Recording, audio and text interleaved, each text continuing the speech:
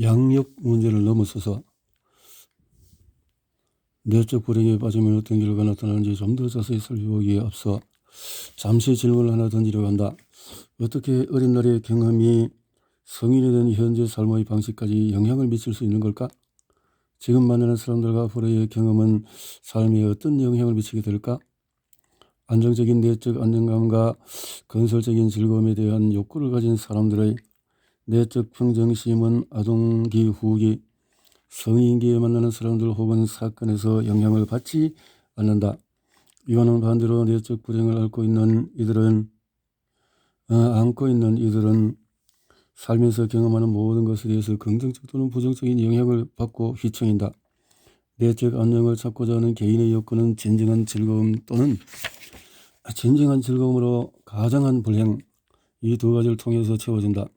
따라서 만나는 사람 또는 일상에서 일어나는 일련의 사건은 개인이 내적 평정심을 유지하기 위해서 행복으로 눈을 돌릴지 불행으로 눈을 돌릴지 그 선택에 영향을 끼칠 수가 있다. 불행을 동원한 문제 해결, 자기 파괴. 내적 불행의 효과는 우리가 인식하든 그렇지 못하던 경험을 통해서 우리에게 그대로 돌아온다. 이는 기분 건강 유지 욕구, 인간관계에 대한 소망, 성공에 대한 열망 등의 동요를 일으킬 수 있다. 이러한 내적 불행을 정복하기 위해서 책임감 있는 삶을 살려면 우선 다음의 단계를 거침으로써 이 불행이 어떻게 영향을 끼치는지 하나하나 알아보아야 한다. 내적 불행은 자존감 상실, 고통스러운 경험 추구, 의도적인 실패, 음주, 성공욕, 성욕 등의 욕구 조절 불가, 이렇게 네 가지 방식을 통해서 삶에 부정적인 영향을 끼친다. 어린 시절에 방임되어서 자랐거나 아이처럼 행동한다는 이유로 벌을 받고 비난을 당한 경우에 아마 자신은 부모님의 사랑을 받을 가치가 없다고 느껴왔을 것이다. 그리고 자신도 모르게 불행이 느껴질 때 편안해했을지도 모른다. 그것이 부모가 주려던 것이므로 그렇게 느끼야만 한다고 믿는 것이다. 이러한 무가치감에 익숙해지면서 행복으로 가정한 불행을 다시금 만들어내고자 하는 욕구가 발달되었을 것이다. 하지만 이와 동시에 긍정적인 경험을 통해서 일어나는 행복을 누리고자 하는 타고난 소망 또한 유지되었을 것이다. 그리 이 소망을 충족하기 위해서는 여러 가지 외부적인 요건에 기대했을 가능성이 크다. 이를테면 자신이 원하는 것을 원하는 시기에 얻는다거나 타인의 인정을 받는다거나 하는 일들을 통해서 말이다. 내적 평정심은 성인이 된 후에도 여전히 외부 사건에 의해서 좌우될 수도 있으며 이것은 본래 취약하기 때문에 분열될 가능성도 있다. 실망감 다스리기. 정서적인 안정감이 외부에 달려있다면 어떤 일이 잘못되었을 때 자신을 붙잡아줄 정서적인 안정망이 없는 것이나 다름이 없다. 내적 평정심을 잃게 만드는 원인은 펜을 잃어버리거나 콘서트 티켓을 사지 못하는 등의 사소한 일이 될 수도 있고 사랑하는 사람이 아프거나 직업을 잃는 등 심각한 일이 될 수도 있다.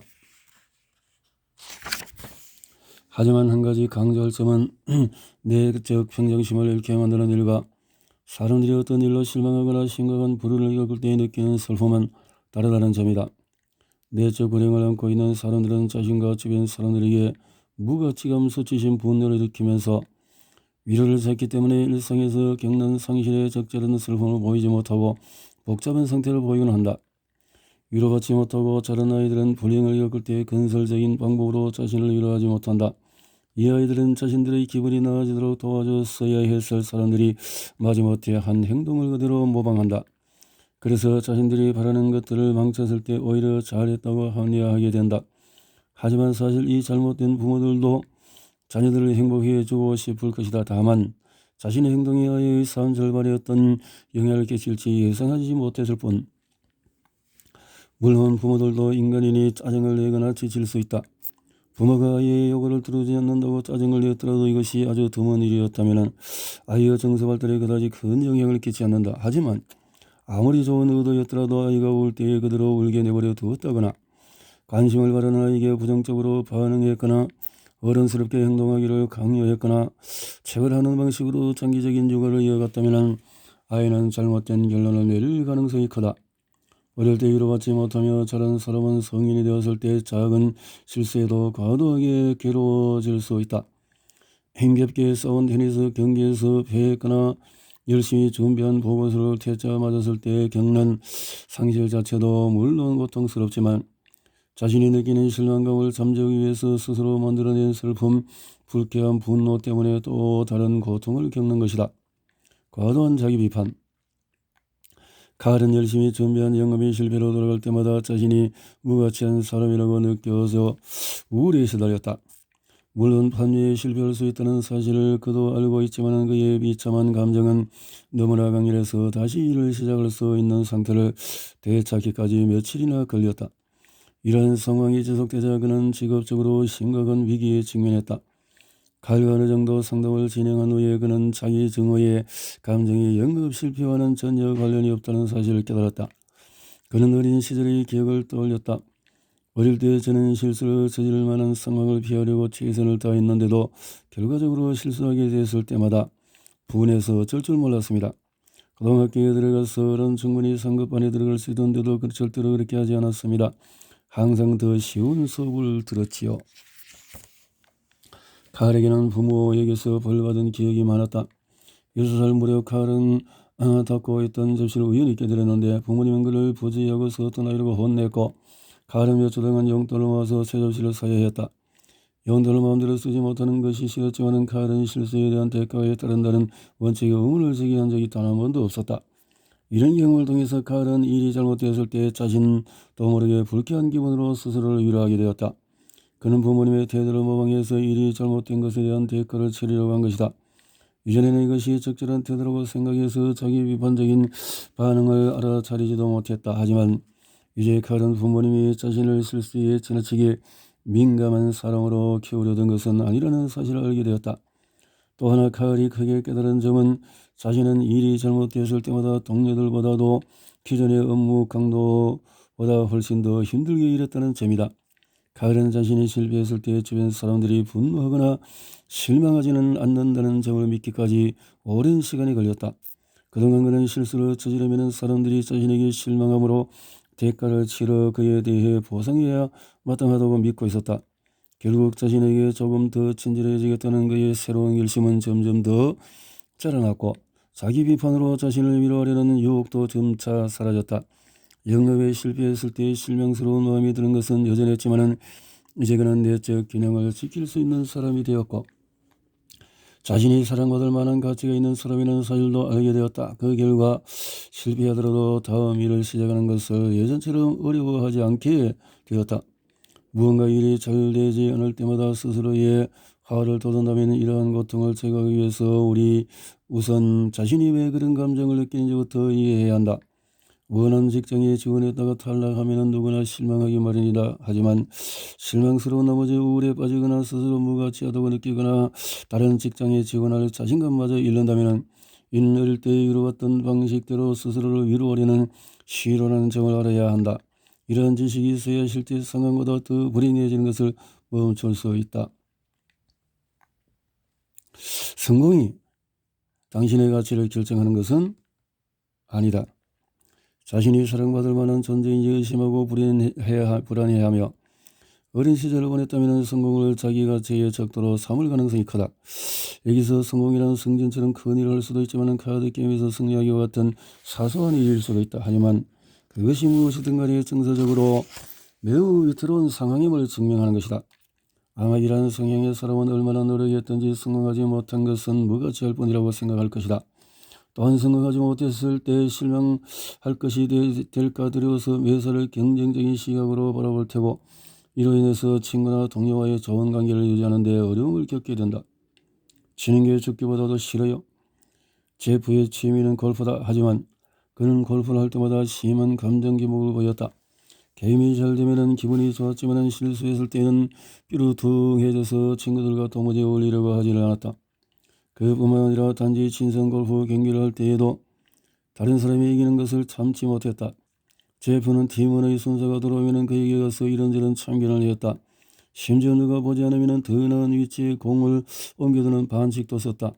친선 게임을 너무 심각하게 받아들이지 말라는 친구들의 편견이라도 들으면 제프는 그를 제정신이 아니라는 표정으로 바라보았다.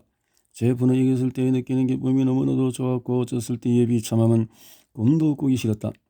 결국 제프의 친구들은 제프가 골프하러 나가자고 전화를 걸 때면은 핑계를 대면서 만남을 피했다. 제프는 나중에야 한 친구로부터 친구들이 왜 자신을 피하는지 알게 되었다. 제프가 심한 감정 기복과 옳지 못한 행동으로 친구들의 게임을 망쳤기 때문이었다. 제프는 자신의 승부욕이 심하다는 사실을 알고 있었지만 모든 사람이 사실 자신과 비슷하다고 확신하고 있었다. 승리보다 기쁜 것이 있다고 도무지 상상조차 할 수는 없는 듯했다. 상담이 계속되자 그는 스스로에게 끊임없이 부정적인 평가를 내려왔다는 사실을 알게 되었다. 예를 들어서 골프 경기에서 실수했을 때 그는 속으로 자신을 멍청하고 바보 같은 놈이라고 비난했다. 어릴 때부터 끊임없이 비판을 써온 그가 스스로를 비난하고 그로부터 일시적인 안도감, 승리의 기쁨을 느끼는 것은 놀랄 일도 아니었다. 제프는 자신의 마음속에 항상 자리 잡고 있던 자기 비판적인 생각들을 되돌아보며 어릴 때부터 자신이 얼마나 부적절한 감정을 느껴왔는지 깨닫게 되었다. 제프의 부모님과 선생님은 항상 제프가 할 수 있는 것보다 더 많은 것을 기대했다. 어른들이 저를 자랑스러워할 때는 우리 팀이 이기거나 제가 A 학점을 받았을 때뿐이었어요. 제프는 때로는 자신이 실패자로 느꼈으나 부모님과 선생님이 자신에게 큰 기대를 내비칠 때는 다시금 즐거웠다고 기억했다. 치료가 계속되면서 제프는 자신이 더 빨리 나아지지 않아 우리가 실망하거나 자신을 깔볼 것이라고 굳게 믿고 있었다. 우리는 그가 우리를 어린 시절에 겪은 어려움들처럼 생각하고 있으며 때문에 우리가 자신의 크게 기대하고 있을 거라고 가정하며 부담을 느끼고 있다고 설명해 주었다. 제프는 자신에 대한 기대치를 다른 눈으로 바라보기 시작했고 마침내 그것이 논리적이지 못하다는 것을 깨닫게 되었다. 제프 자기 비판의 목소리는 서서히 신빙성을 잃어갔고 제프가 스스로에게 긍정적이고 여유로운 태도를 적용하게 되면서 승리하는 것은 더 이상 정서적 안정감의 유일한 열쇠가 되지 못했다. 그는 천천히 골프의 사교적인 면을 즐기기 시작했고 샷을 잘못 날렸거나 퍼팅을 놓쳤을 때도 태연하게 반응할 수 있었다. 그는 친구들에게 다시금 골프 칠 사람이 필요하면 자신을 끼워달라고 부탁했고 자신에게 또 다른 기회가 주어지는 것에 안도감과 기쁨을 느꼈다. 이제 그는 게임이 자기 마음대로 되지 않더라도 친구들과 함께 골프를 즐길 수 있게 되었다. 어떤 일에 성공했을 때 의기양양한 기분이 물밀듯이 일어난다면 당신은 지금 자신의 무능력함과 자기의심을 상쇄시키려고 성공의 기쁨을 이용하고 있는 것인지도 모른다. 하지만 문제는 성공이 항상 부정적인 감정을 누그러뜨릴 수 있는 것은 아니라는 데 있다. 게다가 성공은 한 사람의 내적 안정감을 전부 지탱하기에는 불안정한 기초이다. 재능있는 운동선수도 게임에서 질 때가 있고 똑똑한 학생도 비학점을 받을 수 있으며 순발력 있는 사업가도 생각지 못한 일로 황당한 손실을 보곤 한다. 자기 비판의 목소리를 잠재우기 위해서 성공에 기대고 있다는 사실을 깨닫는 것은 결과에 관계없이 노력의 과정을 즐기는 방법을 배우는 첫걸음이 된다. 타인의 시선으로 나를 바라보는 습관. 가치 판단을 외부에 의존하면 타인의 평가를 과도하게 정리하게 느끼게 된다. 자신이 주위에서 인정받고 있는지 끊임없이 확인하는 사람들은 자신의 외모, 직업, 사회적인 관계까지 그 사람들의 의견에 따라 맞추기도 한다. 그리고 진정 자신이 믿고 느끼는 것이 무엇인지 알지 못해 혼란스러워하기도 한다. 이러한 행동의 이면에는 타인의 별 의도 없는 행동이나 말까지도 자신을 비판한다고 느끼게 만드는 지나치게 예민한 모습이 있다. 때문에 이들은 타인의 건설적인 제안을 도움이 아닌 굉장히 충격적인 일로 받아들인다. 타인의 의견에서 지나치게 신경 쓰여 샌디는 한 대기업에서 여성복 의상 디자이너로 일했다. 그 인여에게는 남다른 디자인 감각이 있지만 친구나 동료들이 자신의 작품을 좋아해주지 않으면 좀처럼 만족하지 못했다. 샌디는 다른 사람의 의견이 자신의 의견보다 더 가치 있다고 생각해서 그들의 제안을 무비판적으로 수용했다. 샌디가 자신의 미적인 판단을 믿고 따랐다면 훨씬 더 나은 작품을 만들 수 있었겠지만 타인의 평가를 더 중요시했기 때문에 그녀의 디자인은 그녀가 가진 능력의 일부만을 보여주지 못했다. 이러한 이유로 샌디는 그다지 훌륭한 업무 평가를 받지 못했고 직업을 바꿔야 하는 것이 아닌지 고민하고 있었다. 샌디는 자녀들에게 아주 많은 것을 기대하는 가정에서 자랐다. 샌디가 그림을 그리거나 글을 쓰면 그녀의 부모님과 선생님들은 샌디의 작품을 그들이 원하는 대로 좀 바꾸지 않겠냐고 제안했다. 글이나 그림은 위적인 창조임에도 불구하고 그들은 해는 그렇게 노란색을 칠하면 안 돼. 이야기의 끝맺음을 좀 다르게 해보는 것이 어떨까 등의 충고를 일삼았다. 샌디는 그들이 시키는 대로 작품을 고쳤고 이렇게 하면 더 많이 칭찬을 받는다는 사실을 알게 되었다. 샌디는 자신의 내적 안정을 유지하는 데에 다른 사람들의 인정을 필요로 했다. 그리고 샌디는 자신의 즐거움이 아닌 칭찬을 위해서 그림을 그리고 글을 썼다. 칭찬을 받을 때마다 너무나 행복했기 때문에 그녀는 스스로 자신의 창의력을 평가절하하는 대가를 치르고 있다는 사실은 전혀 알아채지 못했다. 샌디는 상담할 때에도 자신의 생각과 경험을 이야기한 뒤에 즉시 우리의 의견을 알고 싶어 했다. 한 예로 첫 번째 상담이 끝났을 때 그녀는 우리에게 자신이 정말 직업을 바꿔야 한다고 생각하는지 물었다. 우리는 자신의 의견은 상관이 없다고 생각하는 신념이 문제이며 어떤 일을 할 것인지는 해결책과는 관계없다고 말해주었다. 그러자 샌디는 우리가 자신을 도우려 하지 않는다면서 비난했다. 샌디는 우리가 자신의 삶에 깊이 관여하여 여러 문제를 해결해 주지 않는다고 불평하면서 자신의 고통과 힘겹게 싸웠다. 결국 샌디는 진정 자신을 위한 결정을 내릴 사람은 바로 샌디 자신이라는 것을 깨달았다. 샌디의 초점이 우리의 생각에서 샌디 자신의 생각으로 옮겨가면서 그녀는 자신의 창작물과 행동을 스스로 판단하는 자유를 경험했다. 뿐만 아니라 이러한 변화를 디자인에도 반영하며 진정한 능력을 드러냈다. 결과적으로 샌디는 직업을 바꾸고 싶지 않다고 스스로 결정했다. 불행을 위한 삼으려는 욕구.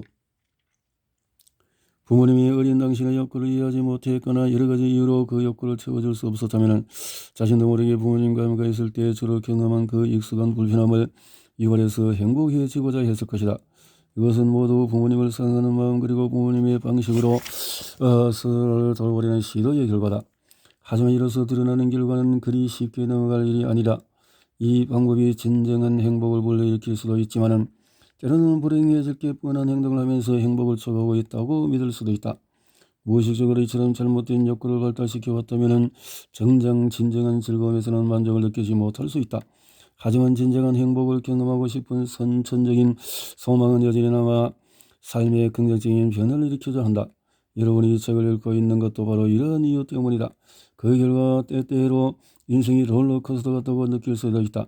진정한 행복을 느끼는 순간에는 이제 불행은 막금이 없어졌다고 판단할 수 있다. 물론 사람마다 정도의 차이는 있지만 말이다. 하지만 이렇게 불행이 없어지면 다시금 그 불행을 만들어내려고 할지도 모른다. 이러한 행위를 가리켜서 우리는 즐거움에 대한 혐오 반응이라고 부른다. 즐거움에 대한 혐오 반응은 내적 불행의 한 표현이다. 이는 어떤 면에서 보면은 가장 이해하기 힘든 인간의 행동을 설명해준다. 세상을 다 가진 사람들이 결국 자신이 가진 모든 것을 파괴해버린다는 행동 말이다. 성공한 사람들이 우리나 원치 않는 자기 패배적인 행동을 보이는 것도 즐거움에 대한 혐오를 반응으로 이해할 수 있다. 성공이나 즐거움을 경험한 뒤에는 우울한 기분이 들기도 하고 가까운 사람과 싸움이 되기도 하고 무언가 가치 있는 것을 잃어버리기도 한다. 그 당시에는 이런 일들을 이해할 수 없었을 것이며 그저 갑작스러운 일이라고 생각했을 것이다. 하지만 이제 우리는 이러한 행동의 본질을 이해할 수 있다. 이는 스스로 내적인 불행을 유발한 것이다. 이제 당신은 즐거움에 대한 혐오 반응이라는 개념을 깨닫고 이를 예상할 수 있게 되었다. 무의식적인 내적 불행에서 자신을 놓아줄 수 있게 된 것이다.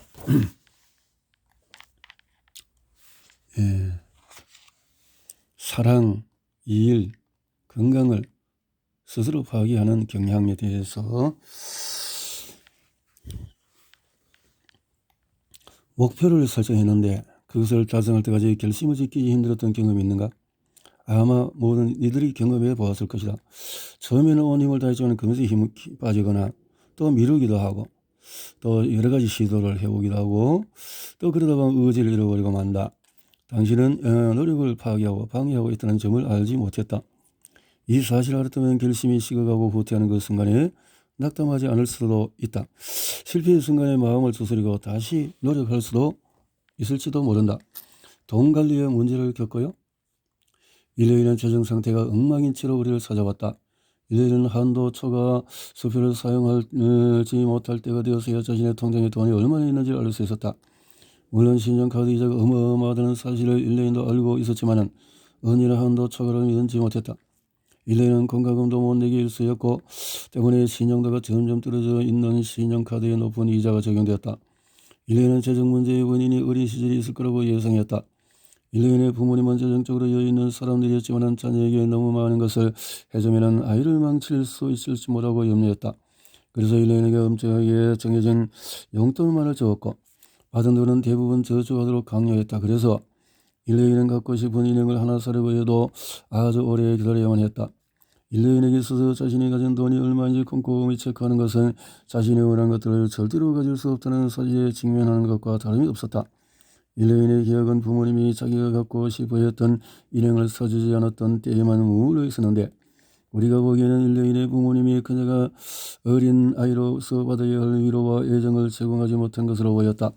부모님이 자신에 대한 방식을 그대로 따라하면서 학습에 한 내적 불행은 결국 원하는 것은 모두 구입하는 갈등으로 구체화되어 나타났다.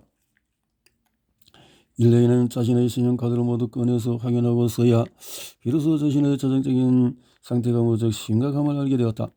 상황이 정말 악화되자 일레인은 재정 훈련과 상담도 하고 재정관리에 관한 책도 읽었다. 그리고 신용카드로 진 빚을 갚으려고 대출도 받았다. 물론 가지고 있던 카드는 모두 잘라 없앴다. 하지만 일레인의 내적 불행은 이러한 결심을 약화시켰고 그녀는 노력에 대한 효과를 보지 못했다. 새 신용카드를 발급받고 값을 치를 수 있을지 모르는 채 원하는 것을 모조리 샀다. 우리는 일레인의 재정 문제가 내적 불행 때문에 발생한다는 점을 스스로 깨닫도록 도와주었다. 비록 일레인의 표면적인 문제는 재정관리상의 어려움이었지만 이 문제의 결과로 일레인은 자신이 원하는 것을 살 수 있는지 없는지도 항상 걱정해야만 했다. 일레인이 시도했던 기본적인 재정 개편에는 잘못된 것이 하나도 없었다. 진짜 문제는 다른 데 있었다. 일레인은 그 방법이 효과가 있을 것이라고 가정했지만 결심이 희미해질 때마다 경악을 금치 못했다. 자신의 노력을 파괴하려는 욕구가 얼마나 강한지 알게 되자 그녀는 결심을 유지하는 데 문제가 있다는 점에 초점을 맞추게 되었다. 그녀는 다시금 가지고 있던 신용카드를 잘라 없애고 새 카드를 만들라고 권유하는 편지도 모두 버렸다. 또한 일레인에게 자신의 수표 복사본을 제공하는 수표장이 있었는데 상담 이후에 한 달간 통장과 수표장의 기록을 대조하여 빠진 것이 없도록 우리와 함께 작업했다. 이렇게 하면서 일레인은 다음 상담에 오기 전에 수표장의 오차가 있으면 이를 바로잡고 상담할 때 통장과 수표장을 함께 우리에게 보여주었다. 물론 일레인의 내적 불행이 우리를 정하여 가소비하는 경우도 생기기도 했다. 하지만 일레인은 재정 문제를 해결하겠다는 결심을 포기하지 않았다. 오히려 일레인은 자신이 가소비한 영역을 메우기 위해서 다른 대출을 줄이는 계획을 세우게 됐다. 이렇게 일레인은 차츰 빚을 갚아나갔다. 그리고 난생 처음 재정적인 어려움을 일으키지 않고 필요한 것과 원하는 것을 적절히 사며 지낼 수 있었다. 삶을 한번 돌아가보자. 행복을 놓치지 않으려면 내적 불행은 행복할 때마다 즉각 모습을 드러낸다. 이제 직업적인 성공을 거두었거나 새 친구를 사귀었거나 사랑에 빠졌을 때 처정을 어느 정도 감당했을 때 등등등등등 행복에 예를 들면 신용카드를 잃어버렸다든지 주위를 살피지 않는다든지 다쳐서 이렇게 여러 가지 이유의 예시인데 불행에 대한 혐오 반응은 자신의 매력을 부정적으로 느끼는 능력이 경미한 반응으로 나타날 수도 있지만 때로는 아주 심각한 결과를 초래해서 생계를 위협하거나 스스로 다치게 만들기도 한다.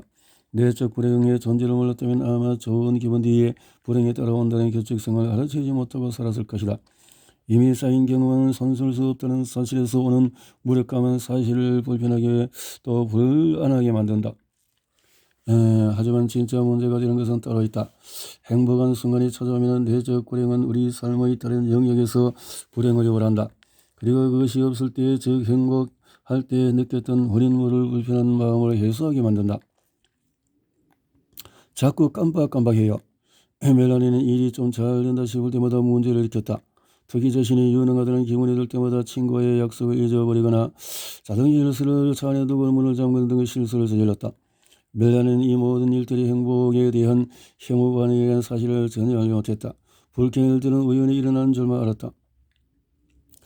멜라니는 차 안에 열쇠를 두고 머무기 전에 생각해 보라고 했다. 멜라니는 그 사건이 일어나기 전에 승진으로 인해서 너무나 행복했다는 사실을 깨달았다. 행복할 때마다 좀 너그러들지 않는 미묘한 근심이 시달렸다. 차 안에 열쇠를 두고 안정을 회복하려는 건전의 무의식적인 욕구를 보여주는 하나의 단면에 불과하고, 멜라니의 행복에 대한 혐오 반응은 멜라니 본인도 눈치챌 정도였다. 몇 번의 상당으로 즐거운 시간을 보낸 멜라니는 빨리 우리를 만나기를 원했다. 하지만 그럴 때마다 알람을 맞춰두는 것을 깜빡해서 약속을 지키지 못했다. 한 번은 고속도로에서 출구를 잘못 찾아서 20분이나 늦게 되었다. 이와 같이 기대하던 약속이 우연해졌다는 것은 멜라니가 내적 불행으로 고군분투하고 있다는 점을 확실히 보여주었다. 멜라니 요청에 따라서 우리는 그녀가 행복에 대한 혐오 반응과 맞서 싸울 수 있도록 도와주었다. 기분이 좋을 때마다 두고 나온 물건이 없는지 한번 꼼꼼히 확인하기, 약속 있는 날에는 주변에 모닝콜 요청하기, 또 중요한 모임이나 생일 파티가 있을 때 날짜를 잃어버리지 않기 위해서 냉장고에 메모 붙여두기 등등. 멜라니는 결심한 것들을 실제로 옮겨서 행복을 누리고자 했다. 하지만 이에 대한 반응으로 자신을 불행하게 만들려는 욕구가 일시적으로 강해질 수도 있었기 때문에 우리는 이 점에 대해서 충분히 주의를 주었다. 멜라니 여분 차 열쇠를 차 밑바닥에 붙여놓았고, 약속이 있을 때에는 반드시 그 전날에 다시 한번 전화로 약속 시간을 알려달라고 친구들에게 부탁했다. 그러자 혐오 반응을 막는 데는 성공했지만은 그때부터 피하고 싶었던 상황에 걸려드는 악몽을 꾸기 시작했다. 일례로 멜라니가 깜빡할 뻔했던 점심 약속을 친구가 전화로 알려주었던 날, 그녀는 자신이 일하느라고 약속을 까맣게 잊어서 친구가 혼자 식당에서 기다리는 꿈을 꾸었다. 이제 내적 불행이 힘쓸 수 있는 곳이 꿈뿐이라는 사실에 멜라니는 자신이 얼마나 많이 변화했는지 알 수가 있었다. 변화했다. 승리를 스스로 파괴하는 일. 어떤 사람들은 목표를 달성할 때 끈기 있게 노력하지만은 애써 승리가 슬그머니 빠져나가게 한다. 그 목표에는 조깅 시작하기와 같은 작은 목표도 있고 회사의 경영인이 되는 큰 목표도 있다. 수개월에서 수년까지 부지런히 일한 뒤에 변화가 나타날 때의 변화가 성공이 가져온 긍정적인 기분에 대한 혐오 반응으로 인해서 나타난다고 이해하기는 힘들 것이다. 과음, 위험한 행동, 우울과 같이 전혀 관계없는 것처럼 보이는 문제로 성공이 파괴되는 경우에는 더욱 발견하기 힘들다. 또한 지속적으로 성공하는데도 자신의 성취를 즐길 줄 모르는 경우 역시 그 연관성을 알아채기가 힘들다. 성공을 망치고자 하는 욕구. 한 기업의 중력인 세스는 밑바닥에서 시작해서 지금의 지역사회 기둥이 된 사람이다. 지역 5개 수들과 박물관 이사에 소속되었고 정부 개혁을 위한 재직하고 뿐만 아니라 내 아이를 둔 자랑스럽고 자랑스러운 아버지이자 아내를 끔찍이 사랑하는 남편이었다. 하지만 그는 자신의 문제를 무시하고 있었다. 엄청난 부자였지만 7년 동안에 한 번도 소득세를 내지 않았다. 세스는 자신이 매우 위태로운 상황에 빠졌다고 판단해서 우리에게 도움을 요청했다. 세스는 아주 어린 시절에도 스스로 성공을 마치곤 했다는 것을 떠올렸다. 젊은 시절에 세스는 다이빙 실력이 매우 뛰어나서 등록금이 아주 비싼 의수대학에서 장학금을 타게 되었다. 대학교 2학년 때 학교 다이빙 팀에 들어간 세스는 보드 가까이 다이빙하기 시작했고 결국 보드에 등을 세게 부딪혀서 척추를 다쳤다. 다이빙도 더 이상 할 수 없게 되었다. 세스는 자신이 위험한 다이빙 방식을 고수해서 부상을 입은 것이 장학금을 타고 대학 다이빙 선수를 하게 되면서 느낀 행복에 대한 혐오 반응이었다는 사실을 알지 못했다. 세스는 자신이 세금을 내지 않는 것은 대학교 때처럼 자신의 성공을 망치려는 데서 나타나는 결과라는 사실을 알게 되었다.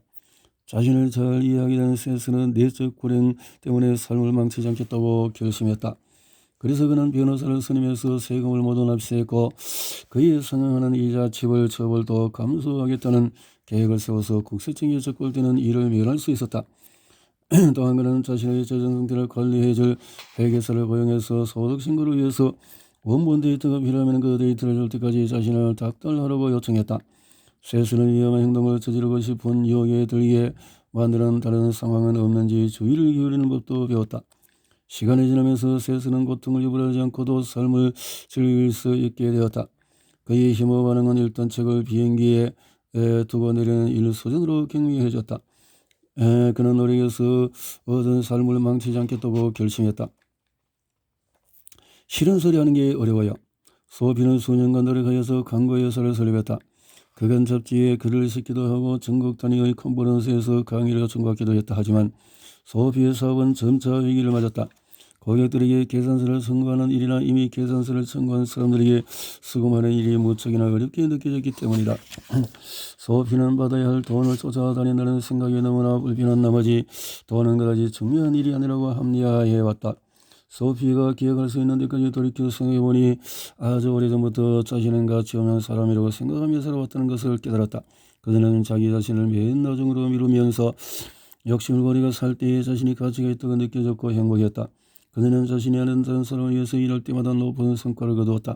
소피는 어떤 좋은 아이디어를 떠올렸을 때 그 공을 자신에게 돌리는 것이 무척 어렵게 느껴졌다. 사업 초반에 소피는 계산서 청구 업무를 효과적으로 처리했다. 하지만 소피 회사가 호감을 사고 회사 경영도 성공적으로 운영되자 계산서 청구와 수금에 큰 어려움을 겪기 시작했다. 소피는 그저 계산서를 처리하는 그 모든 과정이 싫다고 생각했고 성공을 거둘수록 자신이 받아야 할 금액을 수금하지 않는 것이 옳다는 소피의 의식은 점점 강해져 갔다. 우리는 소피의 내적 평정심이 양립할 수 없는 두 가지 안정감의 근원을 통해 유지된다는 사실을 설명했다. 하나는 소피 자신을 가치 있게 돌보는 진정한 즐거움이며 다른 하나는 자신이 쓸모없다고 느끼는 데서 오는 잘못된 즐거움 행복을 가정한 불행이다. 소피의 성공은 이 두 가지 힘 사이의 균형을 깨뜨렸고 소피는 자신이 노력해서 얻은 성공을 파괴함으로써 평정심을 회복하려고 했던 것이다. 자신이 가치 없다는 고통스러운 느낌을 통해서 오히려 가치를 느꼈던 소피의 내적 불행은 소피가 자신이 받아야 할 돈을 포기하면서 느끼는 즐거움 뒤에 교묘하게 숨어 있었다. 소피는 자신이 받아야 할 돈에 대한 계산서를 보내거나 청구하는 일에 신경을 쓰지 않을 때마다 자신이 옳은 일을 하고 있다고 느꼈다. 그래서 소피가 우리의 말을 납득하기 전까지는 시간이 좀 걸렸다. 우리가 상담에 대한 계산서를 청구하자 소피가 우리가 자신에게는 관심이 없고 돈만 생각한다고 결론을 내린 것은 그리 놀라운 일이 아니었다. 그녀는 우리가 진정으로 자신을 생각했다면 돈을 받을 필요가 없을 것이라고 말했다. 우리가 소피를 돕고자 하는 마음은 진심이지만 동시에 우리의 전문적인 노력에 대한 대가를 받을 가치가 있다고 생각하는 것이 소피에게는 불가능한 일처럼 느껴지는 듯했다. 몇 개월이 지나자 소피는 점점 진전을 보였다. 그녀는 우리가 계속 계산서를 청구하고 있기는 하지만은 자신의 행복을 위한 헌신이 진심인 것만은 확실해 보인다고 고백했다. 이제 소피는 변화를 바라고 있었지만은 이 결심을 실체로 옮길 힘이 자신에게 있는지 의심했다. 소피는 우리의 제안대로 시간제로 일하면서 계산서 청구와 수금 업무 일을 할 장부 정리 담당자를 고용했다. 고객에게 계산서를 청구하고 싶지 일 때마다 미수금을 그냥 넘기고 싶을 때마다 소피는 우선 우리와 상의했다. 비로소 소피는 자신의 업무가 가치 있고 보상받을 만한 가치가 있다고 느끼게 되었고 행복해졌다.